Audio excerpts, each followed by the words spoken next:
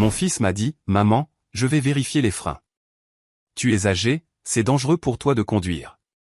Le lendemain, j'ai trouvé un traceur sous la voiture. Au lieu de faire un scandale, je l'ai retiré en silence et l'ai envoyé à la police. 3 heures plus tard, on m'a appelé et j'ai été glacé d'horreur. Mes amis, avant de commencer ce récit difficile, j'ai une petite demande à vous faire. Abonnez-vous à la chaîne et mettez un j'aime. Cela aide des histoires comme celle-ci à être entendues. Et écrivez dans les commentaires de quelle ville vous nous écoutez. J'ai toujours chaud au cœur quand je vois combien nous sommes nombreux. Bonne écoute. Ma berline Bordeaux foncé n'a jamais été pour moi un simple assemblage de fer, de pistons et de caoutchouc. Pour une femme de mon âge, qui a passé sa vie debout avec un plateau à la main, cette voiture était bien plus. C'était ma forteresse, mon espace personnel inviolable où je ne devais rien à personne. Dans son habitacle, il y avait toujours une odeur de menthe poivrée et cette fragrance particulière, salée, de la mer froide, qui reste sur la sellerie après mes escapades dominicales sur la côte. Ces voyages étaient mon seul rituel, le moment où Olympiada Vassilievna Nikitina cessait d'être une ancienne serveuse, une mère ou une grand-mère. Elle devenait simplement un être humain regardant l'horizon. Je connaissais chaque son de ce moteur. Je sentais la moindre vibration du volant, comme une mère sent la respiration de son enfant endormi. C'est pourquoi, lorsque mon fils Anton a commencé ses discours sur la sécurité, quelque chose s'est noué en moi. Pas de peur, non, de pressentiment. Cela n'a pas commencé tout de suite. D'abord, il y a eu des allusions, puis des demandes insistantes. Et ce dimanche, tout s'est transformé en exigence. Anton et sa femme Angelina sont venus pour le déjeuner. J'avais mis la table dans le salon. De la gelée de viande, qu'Anton aimait depuis l'enfance, des tourtes aux choux, de la viande rôtie. Tout comme il faut. Mais l'atmosphère à table était lourde, comme l'air avant un orage. Angelina, dans son impeccable tailleur beige, était assise le dos droit et piquait avec dédain dans son assiette avec sa fourchette. Elle regardait toujours ma maison comme si elle estimait le temps que prendrait sa démolition. Olympiada Vassilievna. Commença-t-elle, sans même me regarder. Anton et moi avons regardé des brochures d'une maison de retraite à la campagne. Des pains, de l'air pur, des soins médicaux 24 heures sur 24. À votre âge, vivre seul dans une maison avec autant d'escaliers et de courants d'air, c'est irresponsable. J'ai tranquillement coupé un morceau de tourte et l'ai donné à mon fils. Je me débrouille très bien, Angelina, et les escaliers sont bons pour mon cœur. Anton a posé sa fourchette. Il avait l'air fatigué, des cernes sous les yeux, mais son regard était fuyant, nerveux. Maman, ce n'est pas seulement la maison, dit-il, en essayant de donner de la fermeté à sa voix. C'est la voiture. Tu es devenue inattentive. La semaine dernière, j'ai vu une éraflure sur le pare-choc, et aujourd'hui, quand tu te garais, le moteur faisait un bruit étrange. Le moteur tourne comme une horloge, ai-je rétorqué. Ma voix était calme, bien qu'une colère froide commençât à monter en moi. J'ai changé l'huile il y a 2 semaines. Tu n'entends pas parce que ton oui n'est plus la même. Anton a haussé le ton, ce qu'il ne s'était jamais permis auparavant. Maman, je ne veux pas que tu te tues sur la route. Je vais sortir maintenant et tout vérifier moi-même. Surtout les freins. Il m'a semblé qu'il y avait un jeu dangereux. Après le déjeuner, il est effectivement sorti dans la cour. Je l'observais par la fenêtre de la cuisine, le voyant enlever sa veste, retrousser les manches de sa chemise coûteuse et se glisser sous la voiture. Il y est resté un temps anormalement long pour une simple vérification. Angelina se tenait sur le perron, fumant une cigarette fine et tapant quelque chose sur son téléphone, sans prêter attention à son mari. Une demi-heure plus tard, Anton est revenu. Il s'essuyait les doigts avec un chiffon. Son visage était sombre, presque tragique. « C'est grave, maman », a-t-il déclaré, sans me regarder dans les yeux. Les flexibles de frein sont usés. C'est critique, tu ne peux pas conduire. Je t'interdis formellement de prendre le volant avant que je ne l'emmène chez un spécialiste. Je m'en occupe cette semaine, je prendrai la voiture. Mais je dois aller au marché mardi. Pas de marché, a-t-il tranché. Tu veux avoir un accident? Tu veux qu'on t'enterre? Laisse les clés sur la table de chevet. Ils sont partis, laissant derrière eux l'odeur du parfum cher d'Angelina et un lourd sentiment d'anxiété. Le soir est tombé sur la ville, mais le sommeil ne venait pas. J'étais allongé, écoutant le silence de la maison. Les mots de mon fils tournaient dans ma tête, usés, critiques. Je conduisais depuis 40 ans. Je savais ce que l'on ressentait à la pédale quand les freins étaient fatigués. Ma voiture était en bon état. Je n'en doutais pas. Pourquoi mentait-il? Vers minuit, je me suis levé, j'ai jeté un vieux châle tricoté sur mes épaules et j'ai pris une lampe de poche. Le garage m'a accueilli avec sa fraîcheur et son odeur familière d'essence et d'huile. Je me suis approché de ma berline, j'ai passé la main sur le métal froid de l'aile, comme pour calmer une bête fidèle.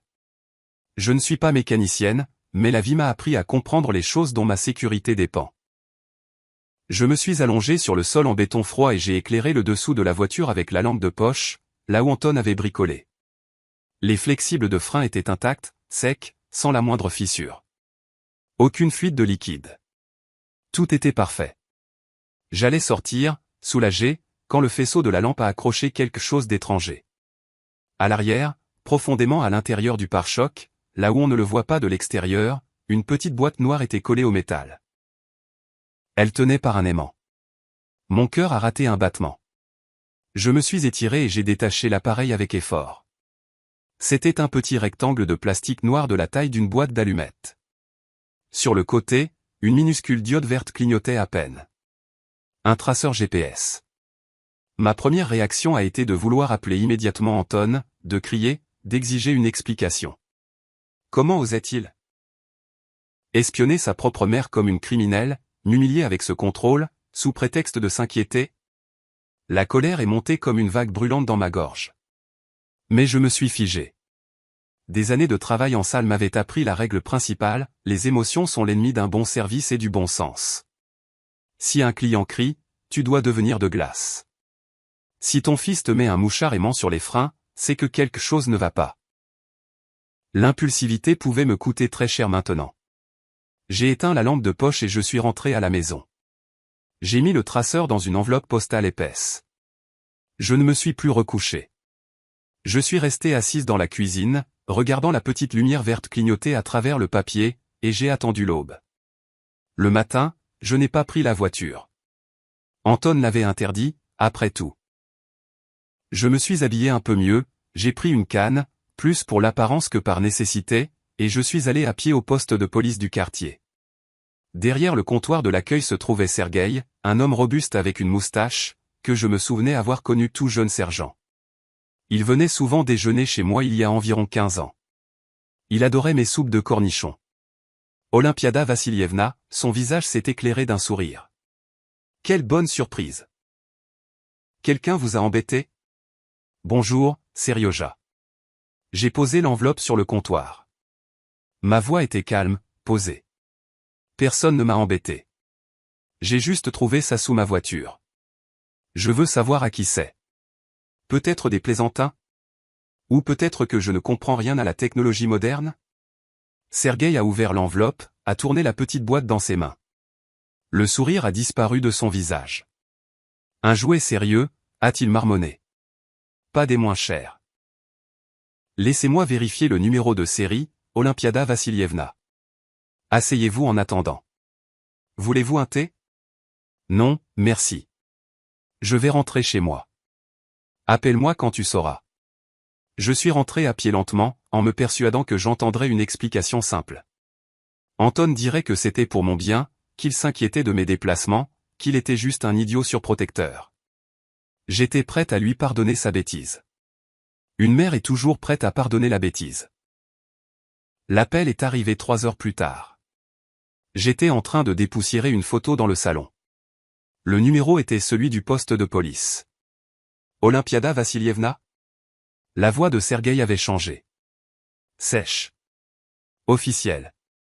Elle n'avait plus la chaleur d'une vieille connaissance. Il y avait du métal dedans. Oui, Serioja, qu'as-tu découvert? C'est Anton qui l'a mis. Une pause à l'autre bout du fil a duré une éternité. J'entendais quelqu'un feuilleter des papiers. Olympiada Vassilievna, écoutez-moi attentivement. Cet appareil n'est pas enregistré au nom d'un particulier. C'est une balise professionnelle clonée. Mais ce n'est pas le plus effrayant. Je me suis assise dans le fauteuil, sentant mes jambes me lâcher. Que veux-tu dire par pas le plus effrayant? Nous avons vérifié l'historique des déplacements de ce traceur, a poursuivi le policier, en détachant chaque mot. Votre voiture. Elle ne reste pas dans le garage la nuit, comme vous le pensez peut-être. La semaine dernière, votre véhicule a été repéré à 3 reprises sur le territoire des quais de chargement du centre logistique Severny. À 3 heures du matin, à 3h45, et hier à 2h50 du matin. C'est impossible, ai-je murmuré. Je dors à cette heure-là. La voiture est dans le garage. Le traceur dit le contraire. Et les caméras de surveillance sur la route aussi, Olympiada Vassilievna. À ces mêmes heures, des lots d'électronique coûteuse ont été sortis des entrepôts de Severny. Un mandat est en cours de préparation pour la saisie de votre véhicule comme instrument du crime. Une équipe d'enquêteurs se dirige vers chez vous. Le téléphone a failli me tomber des mains. Le monde autour de moi a vacillé et s'est immobilisé dans un équilibre nauséeux. Toutes les pièces du puzzle se sont assemblées en une image monstrueuse. Anton ne s'inquiétait pas pour ma sécurité. Il ne vérifiait pas les freins. Il s'assurait que la voiture était en état de marche pour ses propres besoins. Mon fils, mon sang, ne se contentait pas de me surveiller. Il utilisait ma voiture pendant que je dormais pour voler. Il utilisait mon nom honnête, ma voiture, ma vie comme couverture. Et quand la police arriverait, et ils étaient déjà en route, ils ne le trouveraient pas lui. Ils trouveraient une retraitée dont la voiture était sur les lieux du crime. Il n'était pas seulement un voleur. Il m'avait préparé pour le sacrifice. Le froid qui s'est répandu dans ma poitrine était plus terrible que n'importe quelle douleur. Mais avec ce froid est venue la clarté. J'ai lentement reposé le combiné sur son socle. Le temps des larmes était passé. J'ai regardé mes mains. Elles ne tremblaient pas. C'était étrange, car un monde entier venait de s'effondrer en moi. Mais mon corps restait calme, comme si je me préparais à prendre la commande la plus compliquée dans une salle bondée. L'enquêteur a dit que l'équipe était en route. Cela signifiait que j'avais tout au plus une demi-heure avant qu'il ne frappe à ma porte et que ma vie ne se transforme en procès-verbal. J'ai recomposé le numéro de Sergueï. Serioja, ma voix était basse mais ferme comme du granit. Ne raccroche pas, écoute-moi. Tu me connais depuis 30 ans. Tu sais que je ne suis pas une voleuse. Olympiada Vassilievna, les faits? Commença-t-il d'un ton administratif. Au diable les faits, les jeux interrompus, me permettant pour la première fois de ma vie d'être grossière avec un représentant de l'autorité. Tu te souviens de Viktor Pavlovitch? Le capitaine à la retraite? Il déjeunait chez moi tous les jours jusqu'à sa retraite. Appelle-le tout de suite. Dis-lui qu'Olympiada a besoin d'aide et donne-moi 48 heures. Je ne peux pas. C'est une affaire criminelle. Tu peux retarder l'établissement du mandat. Dis que les données du traceur nécessitent une nouvelle vérification. Dis qu'il y a eu une panne de système. N'importe quoi. Si vous prenez la voiture maintenant, le vrai voleur s'enfuira et je finirai en prison. C'est ce que tu veux? Que la mère d'Anton aille en prison pour quelque chose qu'elle n'a pas fait? Un lourd silence s'est installé à l'autre bout du fil. J'entendais sa respiration. Il hésitait. 48 heures, Olympiada Vassilievna. Pas plus. Si Viktor Pavlovitch ne confirme pas. Il confirmera. Merci, mon fils. J'ai raccroché. À cet instant, la femme qui était prête à tout pardonner à son fils est morte. Dans ce fauteuil, dans le silence de mon salon, il ne restait plus qu'Olympiada Nikitina. Une personne qui avait survécu aux années 90, élevé un enfant seul et qui n'avait jamais laissé personne lui marcher sur les pieds, pas même son propre fils. Les larmes ont séché avant même de couler. Le chagrin s'est transformé en une rage froide et calculatrice. J'avais besoin d'un plan, et je devais jouer mon rôle jusqu'au bout. J'ai pris le téléphone et composé le numéro d'Anton. Les sonneries étaient longues, traînantes. Finalement, il a répondu. Sa voix était enjouée, trop enjouée pour quelqu'un qui, comme je le savais maintenant, volait la nuit. Oui, maman, quelque chose s'est passé? J'ai pris une profonde inspiration et j'ai libéré tout mon talent d'actrice, accumulé au fil des années de sourire aux clients grossiers. Antonoucha, bonjour mon chéri. Ma voix tremblait, devenait faible, plaintive. Tu sais, j'ai réfléchi à tes paroles. Tu avais raison. Absolument raison. À propos de quoi? Une note de méfiance a percé dans sa voix. À propos de la voiture. Aujourd'hui, je voulais aller au magasin, je me suis assise au volant et j'ai eu peur. Elle est si lourde, si peu maniable. Et la pédale de frein, j'ai eu l'impression qu'elle s'enfonçait dans le vide. Mes mains se sont mises à trembler, j'ai même coupé le moteur. Je suis devenue vieille, mon fils. Tu as raison. C'est dangereux pour moi de conduire. J'ai entendu son soupir. C'était le soupir de soulagement d'un prédateur qui voit sa proie cesser de se débattre. Eh bien, tu vois, maman, je te l'avais dit. Je suis content que tu aies enfin écouté la voix de la raison. Oui, oui, je ne prendrai plus le volant. Je laisserai les clés dans la boîte aux lettres, comme tu l'as demandé.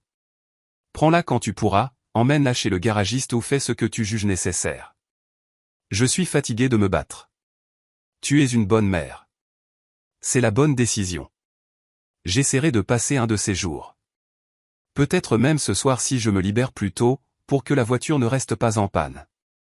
D'accord, Antonoucha, les clés seront dans la boîte. J'ai appuyé sur la touche fin. Un de ces jours, bien sûr, il viendrait aujourd'hui. Il ne manquerait pas une chance d'utiliser la voiture pendant que sa mère dort, convaincue de son inutilité. Maintenant, le deuxième appel. Jora, Gorgi Ivanovitch, un mécanicien de génie qui réparait ma hirondelle depuis 10 ans. Un homme peu aimable, sombre, mais d'une honnêteté à toute épreuve. Jora, c'est Olympiada. J'ai besoin de ton aide. Urgemment et discrètement. Entre par le portillon de derrière. 20 minutes plus tard, Jora était dans mon garage. Il a écouté ma demande en silence, sans jamais m'interrompre, ne faisant que froncer ses sourcils épais. Une caméra, donc, a-t-il grommelé en s'essuyant les mains sur un chiffon. Caché dans l'habitacle? Non, dans le garage, sur l'étagère parmi les pots de peinture, pour qu'elle filme directement la portière du conducteur et le pare-brise, et qu'elle transmette sur ma tablette. Tu peux faire ça? Vous m'offensez, Olympiada Vassilievna. On s'en occupe tout de suite. Nous avons travaillé vite et en silence. Jora a installé un minuscule objectif entre des pots de vernis, camouflant les fils avec de vieux chiffons. J'ai vérifié l'image sur ma vieille tablette. L'angle était parfait. Quiconque entrerait dans le garage et s'assiérait dans la voiture serait filmé comme sur le vif. Quand Jora est parti, je suis retourné à la maison. J'ai tiré les rideaux, éteint la lumière dans toutes les pièces sauf la chambre, où j'ai laissé une veilleuse allumée. Qu'il pense que je suis allé me coucher. Moi, je me suis installé dans la cuisine sombre avec ma tablette et une tasse de thé refroidi. Les heures passaient. 21h, 22h, 23h. Peut-être que je m'étais trompé? Peut-être allait-il vraiment juste emmener la voiture en réparation? Le doute, comme des vers gluants, a commencé à saper ma confiance. Mais je les chassais. Je me souvenais de ce traceur. Je me souvenais des mots du policier sur les virées nocturnes. Minuit. Un léger bruit de moteur s'est fait entendre dans la rue. Pas celui de ma voiture. Un autre. Le son s'est approché et s'est tu au coin de la rue, à une centaine de mètres de la maison. Ils ne se sont pas approchés du portail pour ne pas me réveiller avec la lumière des phares. Intelligent. 1 minute plus tard, le portillon a grincé. Je connaissais ce grincement. La charnière aurait dû être graissée depuis longtemps, mais j'oubliais toujours. Maintenant, ce son a retenti comme un signal d'alarme. Je me suis crispé sur l'écran de la tablette. L'image était en noir et blanc, granuleuse, mais suffisamment nette grâce à l'éclairage infrarouge. La porte du garage, que j'avais délibérément laissée non verrouillée, a commencé à monter lentement. 2 silhouettes sont apparues dans l'embrasure. Anton, dans une veste sombre avec une capuche rabattue sur le front. Il se déplaçait rapidement, en terrain conquis, et derrière lui, elle est entrée. Angelina. J'ai failli laisser tomber la tablette. Ma belle-fille, qui faisait toujours la fine bouche à la vue de la poussière, qui avait peur de salir ses chaussures, était maintenant vêtue d'un pantalon noir empli d'un sweatshirt large. Sur son épaule, un énorme sac de sport, vide à en juger par la façon dont il se balançait. Doucement, toi, a chuchoté Angelina quand Anton a heurté un seau. Le son, capté par le micro de la caméra, m'est parvenu clairement, comme s'ils étaient à côté. Tu vas réveiller la vieille? Elle dort, a balayé Anton en ouvrant la portière conducteur de ma voiture. Elle est devenue sourde, elle s'en est plainte elle-même.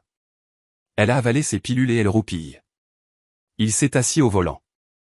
Je l'ai vu reculer le siège d'un mouvement habitué, pour l'ajuster à sa taille. Ce n'était pas la première fois qu'il le faisait. Les gestes étaient rodés jusqu'à l'automatisme. Angelina a jeté le sac sur la banquette arrière et a éclaté d'un rire bas et méchant. « Écoute, c'est génial, non ?» a-t-elle dit en faisant le tour de la voiture. La vieille idiote veut tellement se rendre utile. Tu lui dis « Ne conduis pas », elle te répond « Merci, mon fils. Voici les clés. » La mule parfaite. Trop stupide pour poser des questions et trop fière pour vérifier. Ne l'appelle pas comme ça, a grommelé Anton en tournant la clé de contact. Le moteur a doucement ronronné. Oh, allez, a-t-elle ricané en s'asseyant sur le siège passager. Elle est une ressource pour nous, Antonoucha, une ressource usée mais encore utile. L'important, c'est que cette vieille guimbarde tienne encore quelques trajets. Combien nous reste-t-il à sortir? 3 lots. Aujourd'hui, un gros, du matériel médical. Excellent.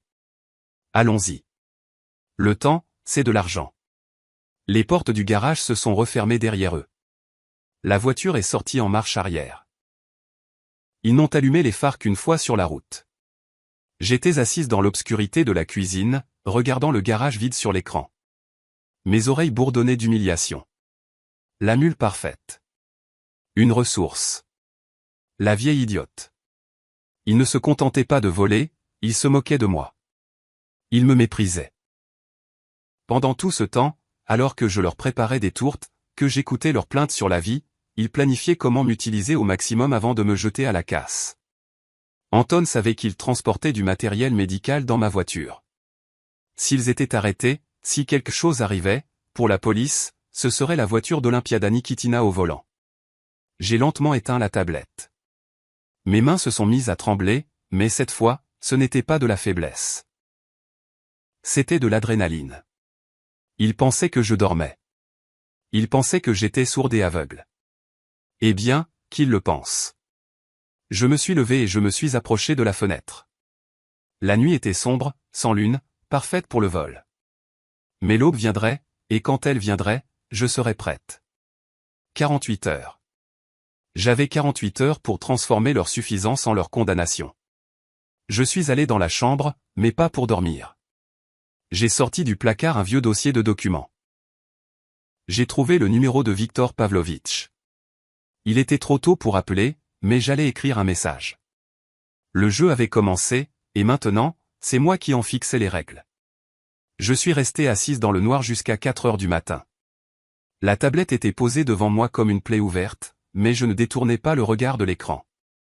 Quand les portes du garage se sont de nouveau levées, j'ai vu ma berline, semblable à une bête fatiguée, rentrer à l'intérieur. Anton et Angelina sont sortis, même à travers l'écran, on sentait leur tension et leur fatigue. Leurs vêtements étaient froissés, les chaussures d'Angelina couvertes de boue. Rapidement, presque sans parler, ils ont vérifié l'habitacle, ont pris leur sac, maintenant lourdement chargés de quelque chose, et ont disparu dans la nuit, laissant les clés sur l'établi, là où je les avais oubliées. Dès que le bruit de leur voiture s'est estompé, j'ai enfilé mon manteau et je suis sorti dans la cour. L'air était glacial, avant l'aube. Dans le garage flottait une odeur de sueur étrangère, du tabac bon marché d'Angelina et une forte odeur chimique de pot d'échappement diesel. Apparemment, ils étaient restés longtemps à côté de camions en marche. J'ai ouvert la portière du conducteur. Le siège était reculé au maximum. Sur le tapis de sol, des traces d'argile, qu'on ne trouve pas dans notre quartier, mais qui abondent dans la zone industrielle de l'autre côté de la rivière. J'ai allumé ma lampe de poche et j'ai commencé à inspecter méthodiquement chaque centimètre de l'habitacle. Ils pensaient avoir tout nettoyé, mais les criminels, enivrés par l'impunité, deviennent toujours négligents. Sous le tapis en caoutchouc du siège passager, quelque chose de blanc dépassait. J'ai soulevé le bord avec mon doigt. Une feuille de papier pliée en 4, probablement tombée de la poche d'Angelina alors qu'elle bougeait sur le siège. Je l'ai dépliée. C'était un bon de livraison, Venezia Luxury Import, facture numéro 409. La liste des marchandises était longue, cuir italien, sac de créateur, montre. Je connaissais cette entreprise. Venezia Import louait des entrepôts au centre logistique Severny. Ce même centre où, il y a 10 ans, en m'humiliant et en suppliant de vieux clients, j'avais obtenu pour Anton un poste de manager junior. Je l'Y avait placé pour qu'il ait un travail honnête, une protection sociale, un avenir, et il a utilisé cet endroit pour voler ses propres employeurs. J'ai soigneusement photographié le bon de livraison avec mon téléphone, puis j'ai mis l'original dans un sac en plastique. Il pouvait y avoir des empreintes. La matinée s'est déroulée comme dans un brouillard. J'attendais un appel, et il est arrivé pile à midi. « Maman, salut !» La voix d'Anton sonnait d'une joie fausse qui me crispait les mâchoires. « Comment vas-tu ?»« Bonjour, Antonoucha. »« Ça va, doucement. »« J'ai mal au dos, signe de pluie. »« Écoute, j'ai pris la voiture hier soir, comme promis. Je l'ai emmenée chez un garagiste que je connais, un service ouvert 24h24. Il a jeté un œil. « Maman, les nouvelles ne sont pas bonnes. » J'ai serré le téléphone contre mon oreille, sentant une rage froide monter en moi. Qu'y a-t-il? C'est si grave? Pire que tout. Ce ne sont pas seulement les freins. La suspension est pourrie, la crémaillère de direction est à changer.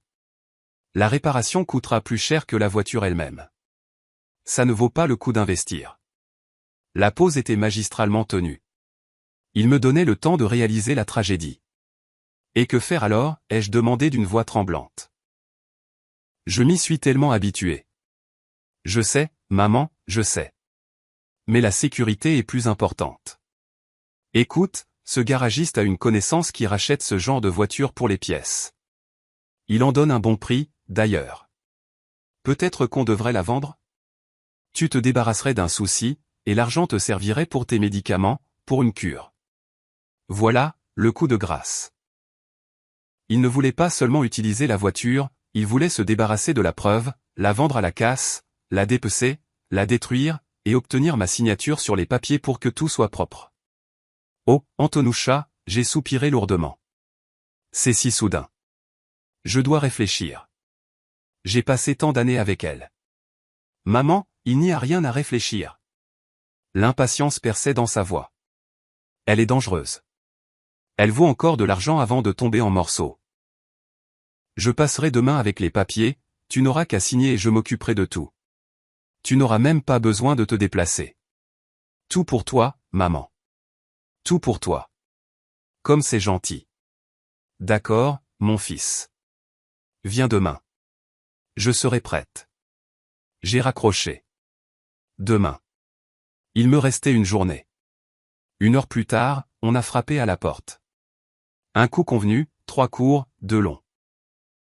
Victor Pavlovitch, mon vieil ami, est entré, s'appuyant sur sa canne, mais le dos aussi droit que celui d'un jeune lieutenant. Il avait vieilli, ses cheveux avaient grisonné, mais ses yeux étaient restés les mêmes, vifs, attentifs, ceux d'un capitaine de la police criminelle. « Bonjour, Olympiada, dit-il en enlevant son chapeau. Tu as du thé? Il fait un vent glacial dehors. Nous sommes allés à la cuisine. » Je lui ai silencieusement présenté la tablette avec l'enregistrement de la visite nocturne et j'ai posé le sac contenant le bon de livraison sur la table. Victor Pavlovitch a longuement regardé la vidéo, en fronçant les sourcils, en tapotant la table de ses doigts, puis il a pris le sac, a mis ses lunettes et a étudié attentivement le papier. Quand il a levé les yeux vers moi, j'y ai vu ce que je craignais le plus. La peur. Pas pour lui, pour moi. Olympiada. Dit-il doucement, et son visage devint gris. Tu te rends compte dans quoi ils se sont fourrés? Du vol. De l'importation de luxe. Si seulement ce n'était que ça. Regarde ici. Il a pointé du doigt la dernière ligne du bon de livraison, que j'avais manqué. Il y avait un code et un nom latin. Ce ne sont pas des sacs, l'IPA. Ce sont des composants pour un équipement de diagnostic médical de haute précision, un appareil d'IRM de nouvelle génération. Ils sont sous sanction. Leur importation et leur circulation ne sont pas contrôlées par la police. C'est le service fédéral de sécurité qui s'en occupe. J'ai senti le sol se dérober sous mes pieds. Le FSB? Exactement. Si ce lot disparaît, ce ne sont pas les policiers de quartier qui chercheront. Des gens sérieux viendront de Moscou. Ils retourneront cette ville de fond en comble s'ils trouvent des traces de ta voiture à l'entrepôt. Il s'est tu, a enlevé ses lunettes et s'est frotté l'arête du nez.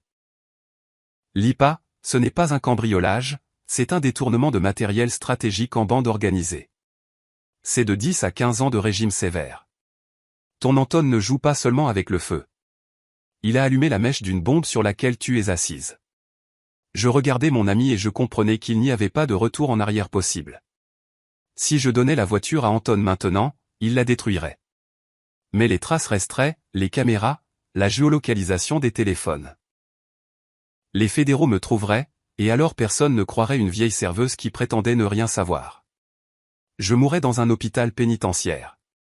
Vitia, ma voix était sèche comme une feuille d'automne. Que dois-je faire? Il m'a regardé durement. Tu n'as qu'une seule issue. Tu dois les livrer toi-même, en flagrant délit, avant que les fédéraux ne frappent à ta porte. Tu dois prouver que tu n'étais pas une complice, mais une victime qui a aidé l'enquête. Dénoncer mon fils. Les mots me griffaient la gorge. Tu n'as plus de fils, Lipa, a tranché Viktor Pavlovitch. Il y a un criminel prêt à sacrifier sa mère pour de l'argent. Si tu ne le fais pas, vous irez en prison tous les deux. Ou seulement toi, parce qu'ils s'enfuiront. Tu as vu leur visage sur la vidéo? Ils ne s'arrêteront pas. Il avait raison. Chaque mot frappait juste. J'ai besoin de temps, Vitia. J'ai besoin qu'ils commettent une erreur. Une dernière erreur. Tu as peu de temps. Sergueï m'a dit que le mandat a été retardé, mais la pression d'en haut augmente. Demain soir, la voiture sera signalée comme recherchée. Demain. Je me suis souvenu de l'appel d'Anton. Il veut prendre la voiture demain pour la vendre pour pièces. Cela signifie qu'il n'y a plus de preuves dedans. Ou il pense qu'il n'y en a plus, a objecté Victor. Mais s'il l'emmène pour la vendre, il pourrait simplement la brûler dans la forêt. Tu ne peux pas leur donner les clés comme ça.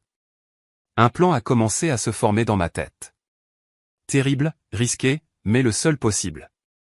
Vitia, j'ai besoin que tu sois là demain soir. Pas seul. Avec une équipe. Que as-tu en tête? Je vais les forcer à le refaire. Une dernière fois. Et cette fois, nous les accueillerons. Viktor Pavlovitch m'a longuement regardé dans les yeux, puis a hoché la tête. D'accord, je m'arrangerai avec les gars. Mais, Lipa, es-tu sûr de pouvoir le faire? C'est ton enfant.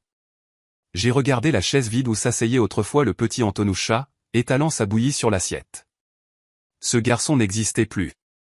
Il y avait un homme qui me mentait en face et volait du matériel médical, me condamnant à la prison. Je pourrais, Vitia, parce que si je ne le fais pas, il me tuera, non pas avec un couteau, mais avec une peine de prison. Et je veux vivre.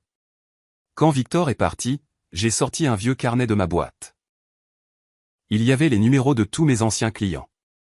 La factrice Zina, le pharmacien Lev Borisovitch, la vendeuse de la boulangerie Tamara.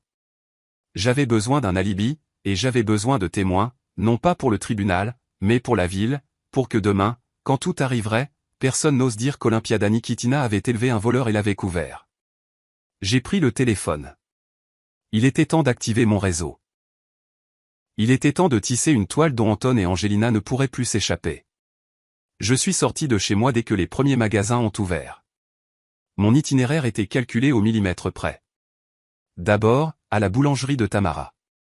Elle aimait toujours discuter, et les nouvelles de sa boutique se répandaient dans le quartier plus vite que les petits pains chauds. Olympiada Vassilievna. Tamara s'est fendue d'un large sourire, s'essuyant les mains sur son tablier. Comme d'habitude, une moitié de Borodinsky? Oui, Tamarochka, et 2 feuilletés au pavot, ai-je souri en retour, m'appuyant sur ma canne. Antonoucha les adore. Il travaille tellement en ce moment, le pauvre garçon, il ne dort même pas la nuit. Vraiment? Tamara a dressé l'oreille. Je croyais qu'il avait un travail de bureau. C'était le cas, j'ai soupiré, feignant un mélange de fierté et d'inquiétude maternelle. Mais en ce moment, au centre logistique, il y a tellement de travail qu'il s'est porté volontaire pour livrer les commandes urgentes. Il conduit même ma voiture la nuit, tu imagines? La sienne est en réparation. Alors il prend l'hirondelle de sa vieille mère. Il dit, maman, dors, moi je vais travailler. Un tel bourreau de travail. Tamara hochait la tête, absorbant chaque mot. À midi, la moitié du quartier saurait qu'Anton Nikitin conduisait la voiture de sa mère la nuit pour le travail. C'était mon premier alibi. Pas pour la police, mais pour les gens. Si quelqu'un avait vu la voiture près des entrepôts, c'était Anton, le travailleur. Ensuite, il y a eu la pharmacie. Lev Borisovitch, un vieil intellectuel, écoutait toujours attentivement. Je me suis plainte d'insomnie. J'entends mon fils prendre la voiture à 3 heures du matin, le portail grince, et je n'arrive plus à dormir après. Je m'inquiète pour lui sur la route. Le soir, la ville savait qu'Anton conduisait la voiture d'Olympiada Vassilievna. J'avais détruit sa principale couverture, le silence. Maintenant, ces virées nocturnes étaient devenues un fait de la vie publique. De retour à la maison, j'ai fait ce qui devait acculer le rat. J'ai appelé Anton. Mon fils? Ai-je commencé dès qu'il a décroché. Ma voix était pleine de détermination, cette même détermination têtue de personne âgée contre laquelle il est impossible de discuter. J'ai réfléchi à la vente de la voiture. Oui, maman, s'est-il animé. J'ai déjà préparé les papiers. Demain. Non, Antonoucha, je ne la vendrai pas. Un silence tendu, vibrant, s'est installé. Comment ça? Sa voix est tombée. Maman, on s'était mis d'accord. La réparation coûte plus cher que la voiture. C'est une épave. Ne parle pas d'elle comme ça, j'ai haussé le ton. Cette voiture m'a servi fidèlement. Et j'ai décidé que si elle doit partir, autant qu'elle serve une bonne cause. J'ai appelé la police, leur fonds de bienfaisance. Ils collectent de vieilles voitures pour l'entraînement des cadets ou pour les pièces des voitures de patrouille. Demain matin, je l'amènerai moi-même au poste et je leur en ferai don gratuitement. Ce sera ma contribution à l'ordre public. Un bruit au téléphone, comme s'il s'étouffait. Que as-tu fait? A-t-il croassé. À la police? Oui. Je me suis arrangé avec l'officier de service. Demain à 9 heures du matin. Non, a-t-il crié, si fort que j'ai dû éloigner le téléphone de mon oreille. Tu es devenue folle? Maman, ces freins ne marchent pas. Tu vas te tuer. Tu vas tuer quelqu'un. Je te l'interdis. Panique. Une panique purement animale. Il imaginait les experts de la police scientifique examinant la voiture dans laquelle il avait transporté des objets volés. Même s'il avait tout nettoyé, les microparticules, les fibres, la poussière, tout cela restait. Et s'il y avait encore quelque chose qui traînait? Antonoucha, ne crie pas sur ta mère, les jeux calmement rabroués. Je conduirai lentement. Tu n'iras nulle part. Il glapissait presque. Tu m'entends? J'arrive tout de suite. Je vais tout vérifier moi-même une fois de plus. Peut-être que je pourrai réparer les freins pour que tu puisses y aller en toute sécurité. Laisse-moi venir ce soir. Tout de suite. Le poisson avait mordu à l'hameçon, avec l'appât. Il devait atteindre la voiture avant le matin. Il devait s'assurer qu'elle était propre, ou faire en sorte qu'elle n'arrive jamais à la police. Eh bien, d'accord, j'ai cédé. Viens ce soir. Mais seulement pour réparer. Oui, pour réparer. Attends-moi. J'ai raccroché et j'ai regardé l'heure. 18 heures.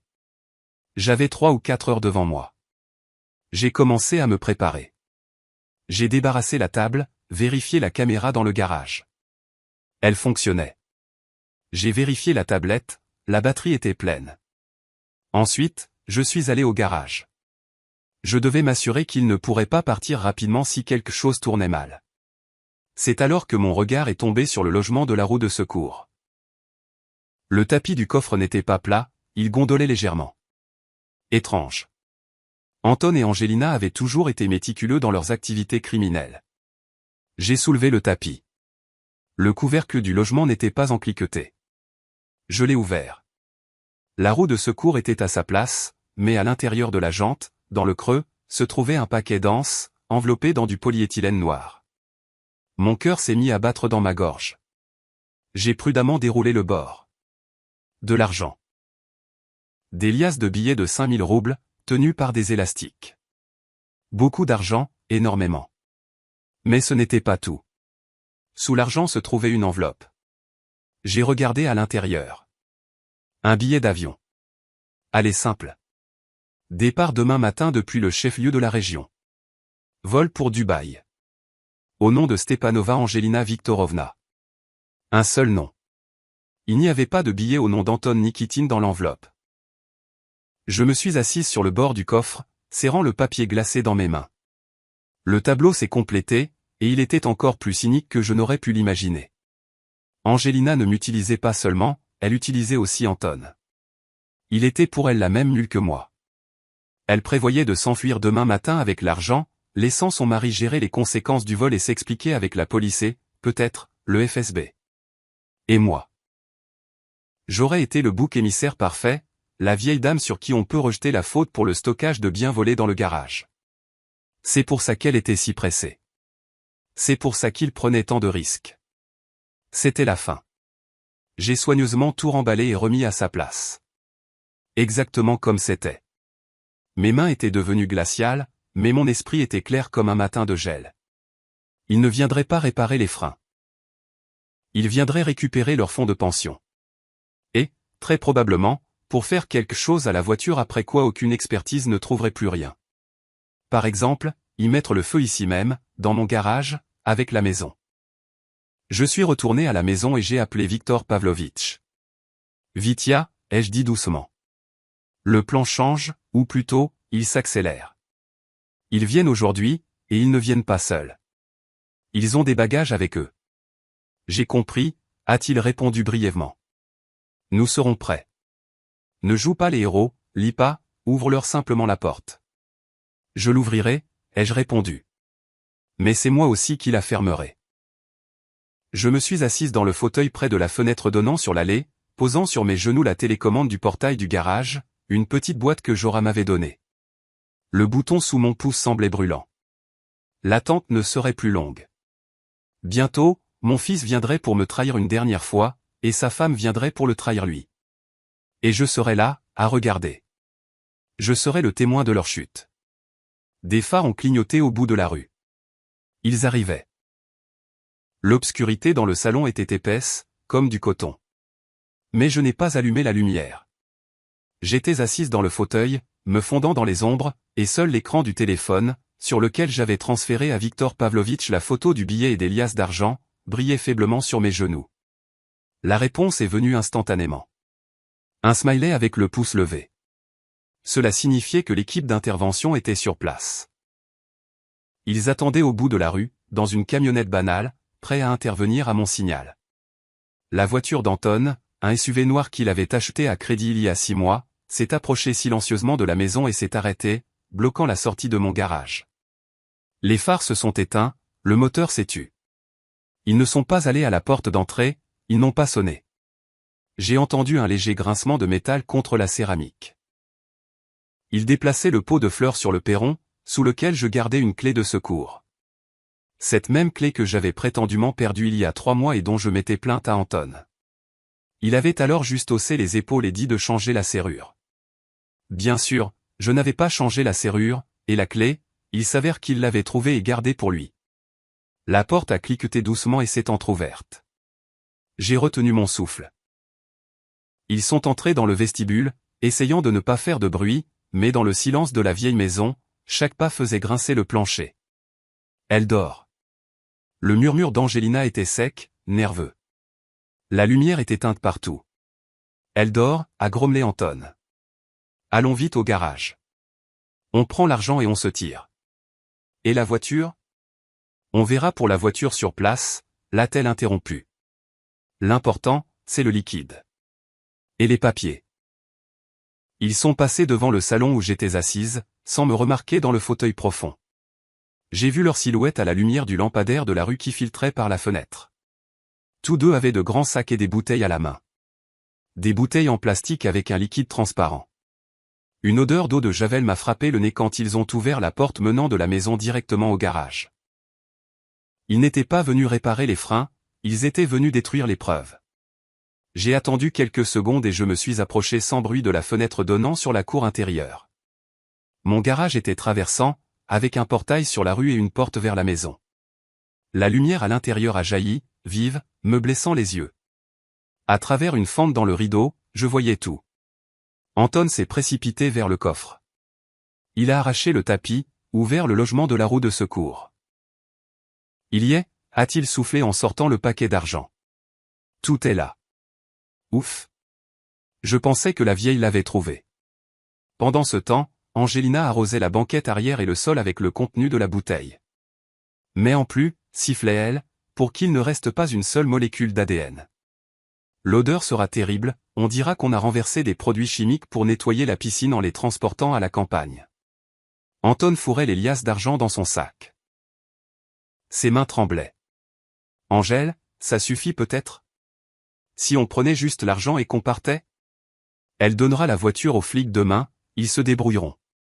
Angelina s'est retournée brusquement vers lui. Sous la lumière crue de la lampe du garage, son visage était déformé par la méchanceté et le mépris. Tu es un idiot, Anton? Elle s'est approchée de lui. Les flics trouveront des traces, des microparticules et ils viendront te chercher. Tu veux aller en prison? Je ne veux pas aller en prison.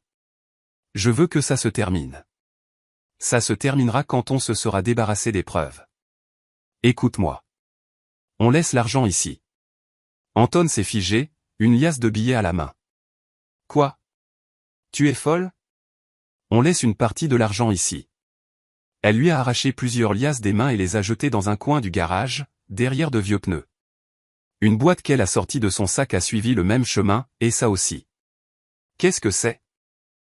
Anton la regardait avec horreur. Ce sont les pièces de ce scanner qu'on n'a pas eu le temps de vendre. Qu'elles restent ici. Pourquoi? Parce que, crétin, demain matin, quand ta maman emmènera la voiture à la police, on passera un appel anonyme. On dira que dans le garage de la citoyenne Nikitina, il y a un entrepôt de biens volés. La police viendra, trouvera la voiture, l'argent et les pièces. Et qui arrêteront-ils? La vieille.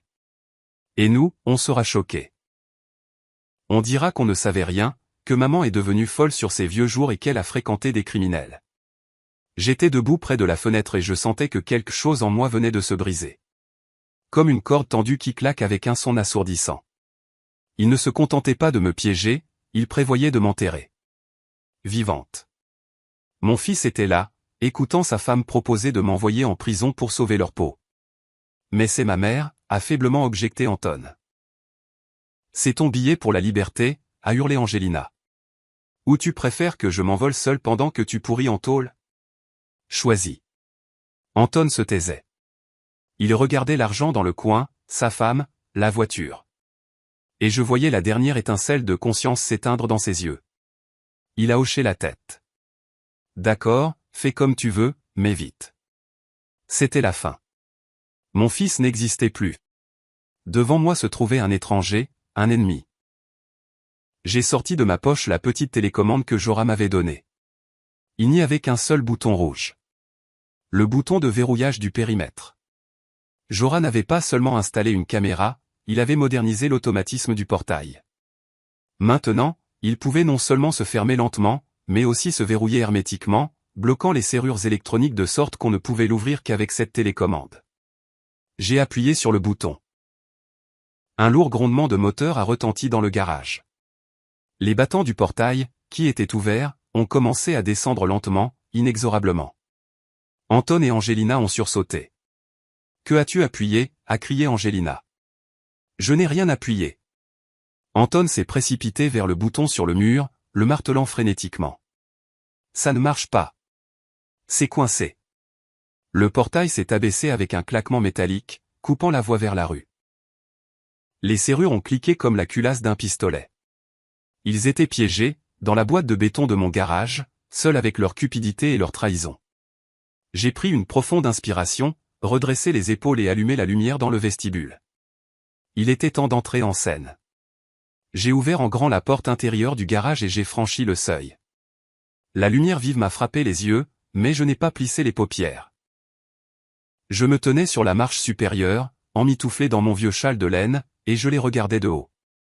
Dans une main, je serrais l'impression de ce fameux billet pour Dubaï, dans l'autre, mon téléphone avec la conversation de Victor Pavlovitch ouverte.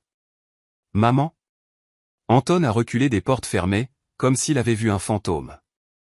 Son visage était pâle comme de la craie, et ses yeux cherchaient une issue au piège dans lequel il s'était lui-même enfermé.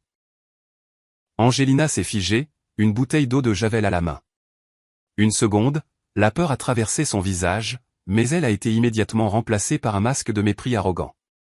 Elle s'est redressée, a jeté la bouteille dans un coin. « Ouvre le portail, vieille sorcière », a-t-elle sifflé. Le mécanisme est coincé. Laisse-nous sortir immédiatement. Le mécanisme fonctionne parfaitement, Angelina. Ma voix était calme, forte et claire. Des années de travail dans une salle bruyante m'avaient appris à parler de manière à être entendu même à travers le cliquetis de la vaisselle et le brouhaha des conversations. Je l'ai vérifié personnellement, aussi minutieusement que les freins qui, selon Anton, étaient cassés. J'ai lentement descendu les marches jusqu'au sol en béton. Ils ont reculé. C'était étrange, j'étais une femme âgée sans défense, et ils étaient jeunes et forts, mais la peur émanait d'eux par vagues. La peur de voir leur petit monde sale s'effondrer. « Qu'est-ce que tu racontes ?» Anton a tenté de sourire, mais le sourire était une grimace pathétique. « Maman, nous sommes venus te faire une surprise. Nettoyer l'intérieur avant la vente. Pourquoi nous as-tu enfermés ? Une surprise. » J'ai levé la main avec l'impression. Une surprise comme ce billet allait simple ? J'ai jeté la feuille à ses pieds. Elle a plané sur le béton comme un drapeau blanc de capitulation.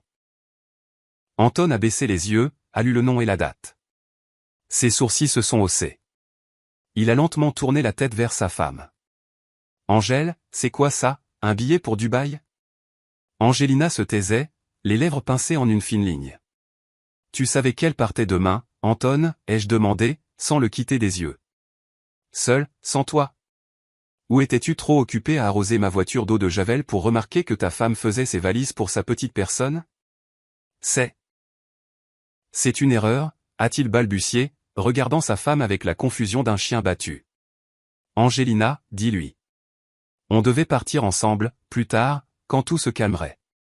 Idiot, a crié Angelina, perdant son sang-froid. Elle a compris que le jeu était terminé et que les masques ne servaient plus à rien. Quel idiot tu fais, Antonoucha. Tu pensais vraiment que j'allais t'attendre en sortant de prison ou me traîner un boulet ? Tu es un raté. Tu n'as même pas réussi à voler ta propre mère correctement. Elle s'était lancée vers moi. Son visage était déformé par la fureur. Donne la télécommande. Tout de suite. Elle a levé la main, avec l'intention de m'arracher le porte-clés. Anton a saisi son bras. Ne la touche pas, a-t-il crié. Mais il y avait plus de désespoir que de protection dans sa voix. Lâche-moi. Elle se débattait, lui griffant le visage avec ses ongles manucurés. On va se faire pincer à cause de toi et de ta mère folle. Vieille idiote, tu te rends compte de ce que tu as fait ? Tu nous as tous ruinés. Non, ma petite, j'ai secoué la tête, ressentant une légèreté surprenante. La peur avait disparu. Il ne restait que le dégoût. Je ne vous ai pas ruiné. Vous avez choisi cette voie vous-même. J'ai simplement allumé la lumière pour que vous voyiez où elle mène. À qui vas-tu raconter ça ?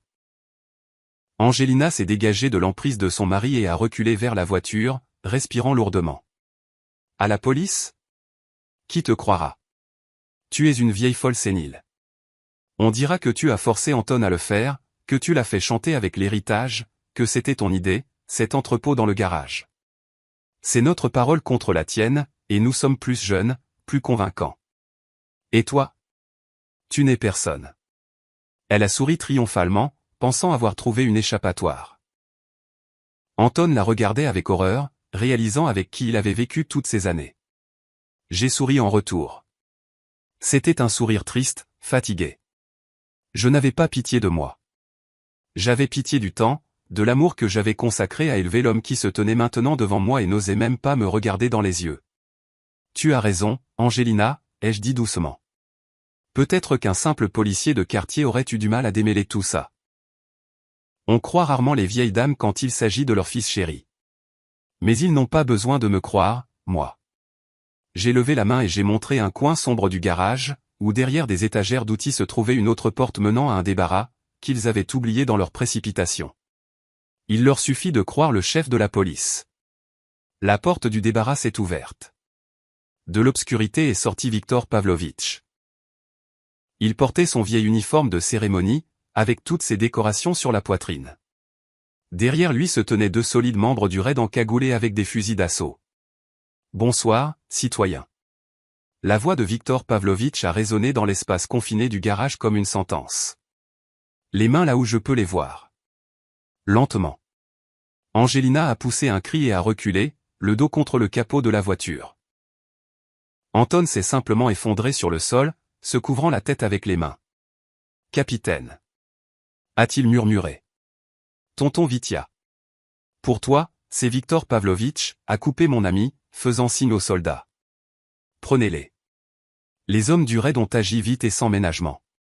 Une seconde plus tard, Anton et Angelina étaient allongés sur le sol en béton, face contre terre, des menottes se refermant sur leurs poignets. J'étais là, à regarder. Mon garage, ma forteresse, avait été souillé par leur présence, leur cupidité, leur saleté. Mais maintenant, l'air commençait à se purifier. Victor s'est approché de moi et a posé une main sur mon épaule. « Ça va, Lipa ?»« Je vais bien, Vitya » ai-je répondu, en regardant mon fils qui gisait dans une flaque d'eau de javel renversée, en gémissant doucement. Je suis juste en train de sortir les poubelles. Mais le spectacle n'était pas encore terminé. Angelina avait une dernière carte à jouer, et, se tortillant sous le genou d'un soldat, elle s'apprêtait à l'abattre. Et Anton ? Anton avait dans sa poche ce qui devait m'achever, ce dont je ne me doutais même pas. C'est lui qui m'a forcé. Le cri perçant d'Angelina a déchiré le silence retentissant du garage. Elle se tordait sur le sol, essayant de tourner la tête vers Viktor Pavlovitch. « Vous entendez ? C'est Anton.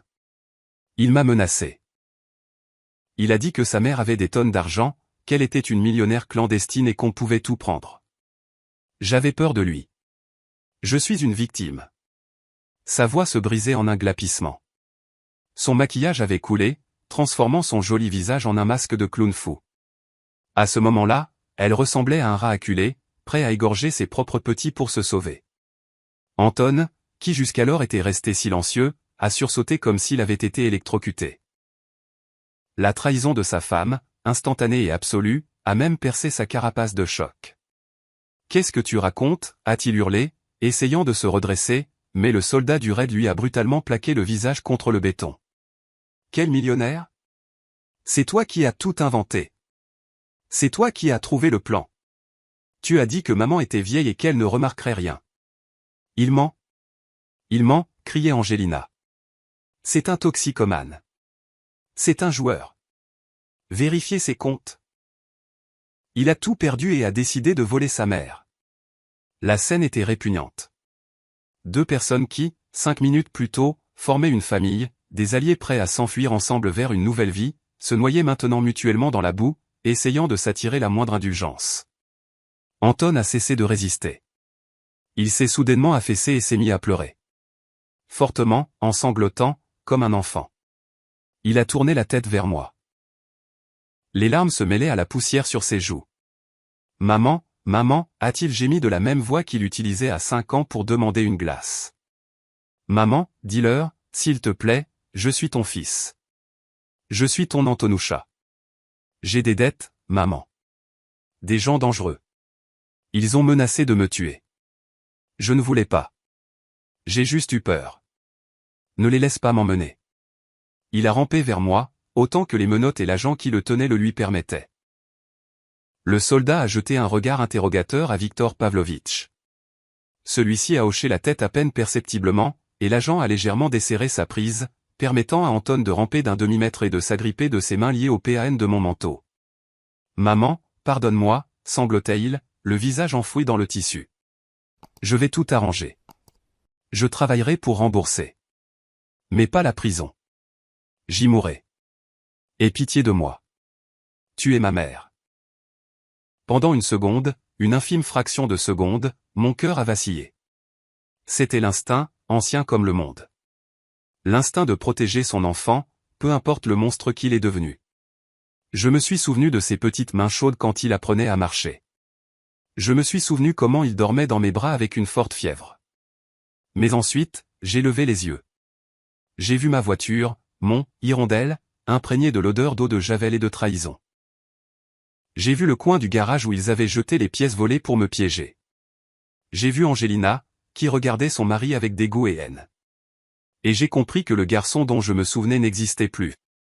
Il était mort il y a de nombreuses années, et je n'avais tout simplement pas remarqué son enterrement. Devant moi, ce n'était pas mon fils, c'était un voleur, un lâche et un traître, qui était prêt à vendre ma liberté pour un billet pour Dubaï pour sa femme. J'ai reculé lentement mais fermement d'un pas. Le tissu du manteau a glissé de ses doigts. Anton s'est figé, regardant ses mains vides, puis il a levé vers moi des yeux pleins d'incrédulité. « Maman ? » « Je suis une mère, Anton, » ai-je dit doucement. Ma voix ne tremblait pas. Elle résonnait d'un acier trempé dans le feu de cette nuit. Et en tant que mère, j'avais le devoir de t'apprendre la chose la plus importante. Il faut répondre de ses actes. Je te l'ai appris dans ton enfance, mais tu n'as pas écouté. Maintenant, c'est la vie qui va t'enseigner, et la leçon sera longue. Je me suis tourné vers Viktor Pavlovitch. Fais les papiers, capitaine. J'ai tout dit. Je signerai la déposition au poste. Victor a hoché la tête. Relevez-les, a-t-il ordonné aux soldats. Anton a été brusquement remis sur pied. Il ne pleurait plus. Il me regardait avec une haine sourde. Le masque de la victime était tombé, révélant son vrai visage, méchant et mesquin. Tu le regretteras, vieille salope, a-t-il sifflé. Tu crèveras seul dans cette maison, et personne ne te donnera un verre d'eau. Mieux vaut ça que de vivre avec des rats, ai-je répondu. Les agents ont commencé à fouiller les détenus avant de les emmener. L'un des enquêteurs, un jeune lieutenant, a sorti un portefeuille de la poche intérieure de la veste d'Anton et a commencé à en vider le contenu sur le capot de ma voiture. Carte de crédit, permis de conduire, reçu froissé et un document plié en 3 sur du papier épais avec un sceau bleu. Le lieutenant l'a déplié, l'a parcouru des yeux et a froncé les sourcils. Camarade capitaine, jetez un œil. Il a tendu le papier à Victor. Viktor Pavlovitch a pris le document, l'a approché de la lumière. J'ai vu son visage se pétrifier. Les muscles de sa mâchoire se sont contractés. Il a lentement levé les yeux vers Anton. Dans les yeux du vieil enquêteur, il n'y avait pas seulement du mépris, il y avait une envie de tuer. Qu'y a-t-il, Vitya, ai-je demandé, sentant un nouveau froid m'envahir le cœur. Victor a gardé le silence, comme s'il hésitait à me le dire. Puis il m'a tendu le papier sans un mot. C'était une police d'assurance. Une assurance vie. Personne assurée, Nikitina Olympiada Vassilievna. Bénéficiaire, Nikitine Anton. Date d'établissement, il y a 3 jours. J'ai parcouru les lignes en petits caractères. La somme était énorme, mais mon regard s'est arrêté sur un point, entouré au marqueur, double indemnité en cas de décès de l'assuré suite à un accident de la circulation, accident de la route. Le monde autour de moi s'est assombri. Les sons ont disparu. Il ne restait que le martèlement de mon sang dans mes tempes. Il ne voulait pas seulement me faire emprisonner s'il se faisait prendre. Il attendait que je meure dans un accident. Il me disait que les freins étaient défectueux. Pas seulement pour prendre la voiture. Il espérait que moi, vieille et inattentive, je croirais vraiment à la panne, que je paniquerais sur la route. Ou peut-être qu'il comptait aider lui-même les freins à lâcher si je n'acceptais pas de donner la voiture. Il y a 3 jours. Il l'avait souscrite il y a 3 jours. Il planifiait ma mort comme une option de rechange pour son succès financier. J'ai lentement levé les yeux vers mon fils. Il ne détournait pas le regard. Dans ses yeux, il n'y avait aucun remords, seulement de la déception. La déception d'un joueur qui vient de rater un gros lot. Emmenez-les, a dit doucement Victor. Vite, avant que je ne l'étrangle moi-même. Les soldats les ont traînés vers la sortie. Angelina a recommencé à crier pour un avocat. Anton se taisait, le dos voûté. Quand le portail s'est refermé derrière eux et que le grondement du fourgon de police s'est estompé au loin, je suis resté debout au milieu du garage, serrant dans ma main cette terrible feuille de papier. Victor s'est approché, m'a doucement pris la police d'assurance. Ça ira au dossier, l'IPA, comme preuve de préméditation. C'est une circonstance aggravante. Il va prendre cher. Très cher. Je sais, ai-je répondu. Je me sentais vide, consumé jusqu'à la moelle. Mais dans ce vide, quelque chose de nouveau naissait. La liberté. Une liberté terrible, coûteuse, mais absolue. Allons à la maison, a dit Victor. Je vais faire du thé. Tu as besoin de te réchauffer. J'ai hoché la tête. J'ai regardé ma voiture une dernière fois cette nuit-là. Elle avait tenu bon, et j'avais tenu bon. Nous avons fermé le garage et sommes entrés dans la maison. Une longue nuit d'interrogatoire et de procès-verbaux m'attendait, mais le pire était derrière moi. J'avais survécu, et j'étais libre. 6 mois ont passé. L'hiver cette année-là a été long et neigeux, mais le printemps a finalement pris ses droits, lavant l'asphalte des restes de glace et de gadoue grise. Aujourd'hui était un jour spécial. J'étais debout dans le garage, qui ne sentait plus que la lavande et le vieux cuir. Ma berline Bordeaux brillait sous les rayons du soleil matinal. Elle avait passé un mois à la fourrière comme pièce à conviction. Mais Victor Pavlovitch, fidèle à sa parole, avait traversé tous les cercles de l'enfer bureaucratique pour me rendre ma propriété plus tôt que prévu. Jora avait passé une semaine à nettoyer l'intérieur jusqu'à une propreté stérile, avait changé tous les filtres et même refait la banquette arrière pour que rien ne rappelle cette nuit-là. J'ai passé la main sur le capot chaud. La voiture était prête. Et j'étais prête. La maison derrière moi était silencieuse et vide. Il n'y avait plus d'objets superflus, plus de photos d'Anton sur la cheminée. Je les avais mises dans une boîte et les avais montées au grenier. Pas jetées. Après tout, on ne peut pas simplement effacer la mémoire, mais je les avais mises hors de ma vue. Le procès a été rapide et sévère. La police d'assurance est devenue le clou qui a scellé le cercueil de leur défense.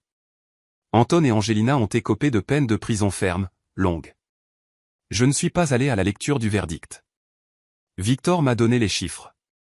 J'ai hoché la tête et j'ai clos le sujet. J'ai ouvert la portière du conducteur et je me suis assise au volant. Le siège m'a enveloppé de son confort familier. J'ai tourné la clé. Le moteur a répondu instantanément, ronronnant de manière régulière et puissante, comme un chat repu. Aucun bruit suspect, aucun jeu dangereux, seulement de la fiabilité. Sur le siège passager ne se trouvait pas un sac de courses ni des ordonnances de la clinique. Il y avait une carte routière. Un marqueur rouge y avait tracé une ligne épaisse traversant tout le pays, vers le sud, vers la mer, cette même mer dont je rêvais depuis 20 ans, mettant de côté chaque centime, d'abord pour les études d'Anton, puis pour son mariage, puis pour son appartement. J'ai passé la première. Le portail du garage s'est levé en douceur, m'offrant une vue sur la rue inondée de soleil. Je suis sorti de la cour, sans jeter un regard aux fenêtres de ma maison. Je savais que je reviendrais, mais ce serait une autre Olympiada. La voiture filait sur l'autoroute avec légèreté, comme si elle voulait m'emporter loin de cette ville. J'ai allumé la radio, une vieille bonne chanson sur la route passait, et, à ma grande surprise, je me suis mis à chanter. Après 3 heures de route, j'ai senti une agréable fatigue. Devant, une enseigne de café routier est apparue, Le Confort. J'ai tourné sur le parking. À l'intérieur, ça sentait le café et l'oignon frit. Derrière le comptoir s'affairait une jeune serveuse, à peine une jeune fille, avec des yeux fatigués et une mèche de cheveux rebelles. Elle se démenait entre 3 tables, confondant les commandes et faisant tomber des serviettes. Les clients, 2 routiers, ronchonnaient. Je me suis assise à une table dans un coin. La jeune fille s'est précipitée vers moi 1 minute plus tard, à bout de souffle. « Excusez-moi, on est débordé. »« Que désirez-vous commander ?»« Juste un café noir, ma chère. »« Et ne vous pressez pas. » Elle a hoché la tête avec reconnaissance et s'est enfuie. Je l'observais.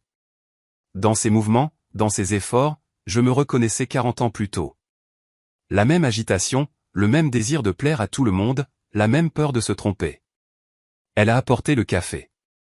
La tasse a cliqueté contre la soucoupe. Ses mains tremblaient.